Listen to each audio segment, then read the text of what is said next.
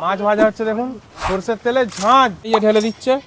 কাটা পোনা রুই গেল, বা লেজার সাইজ গুলো তো বিশাল গো। এই টেকনিকটা তো দারুণ, দিদির কাছে প্রথম দেখলাম। নুন হলুদ মাখিয়ে দিল, একদম মুচে মুচে করে ভেজে নিয়েছে।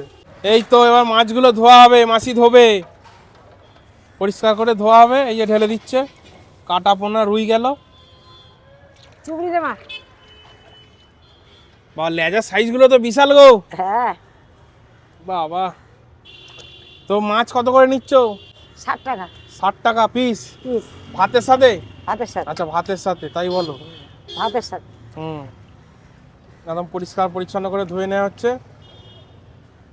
আচ্ছা, তোমার এই হোটেলে এই যে তোমার মেয়ে দিদি, তাই তো? হ্যাঁ, আমার মেয়ে, আমার বুলা বুলা বুলা। বুলা দিদি দেখলাম রান্না করছিল ওই খাসির ছাট আর চিকেন ছাট। এটা কি রেগুলার পাওয়া যায়? এই 30 দিন। 30 দিন পাওয়া যায়, তাই তো? হ্যাঁ হ্যাঁ আর তোমার একটা জিনিস দেখলাম, যেটা দিদি বলছিল, 35 টাকায় 4 পিস, হ্যাঁ। আর ভাতের সাথে নিলে 50 টাকায় 4 পিস দিয়ে দিচ্ছ। চার দিয়ে দিই। তাহলে ওর তো দাম 15 টাকা হয়ে যাচ্ছে। 35 টাকা তোমার সবজি ভাত। ভাতের সঙ্গে ও মিলে দিতে। আচ্ছা, মিলে মিশে ওটা হয়ে যাচ্ছে। মিলে মিশে। তাহলে ভাত খেলেই তো তোমার যারা কাস্টমার লাভ বেশি। হ্যাঁ হ্যাঁ ভাতের সাথে 50 টাকায় 2 রকম পেয়ে যাচ্ছে, ভাতও পাচ্ছে আবার মাংসও পাচ্ছে। হ্যাঁ। এই দেখুন জল মোছার টেকনিক, মানে মাছে জল থাকলে তেলের ওপর চরবার চরবার করে ফুটবে, তাই তো দিদি? ওই জন্য শুকনো করে মানে একটা কাপড় দিয়ে মুছে নিচ্ছে, নুন হলুদ মেরে পারবে। বাহ, এই টেকনিকটা তো দারুণ, কেউ করে না দেখলাম, এই দিদির কাছে প্রথম দেখলাম। সুন্দর কাপড়ে করে মুছে নিল। এই যে লবণ লবণ দিল,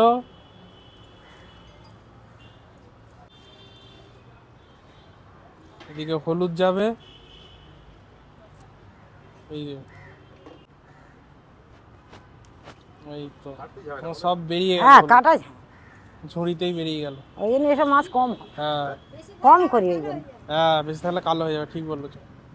এবার ভাজা হবে দেখুন, শুকনো করে নিল, ড্রাই করে নিল, নুন হলুদ মাখিয়ে দিল, সাটাসাট কাজ, একদম কোনো দেরি নেই। এই যে মাছ ভাজা হচ্ছে।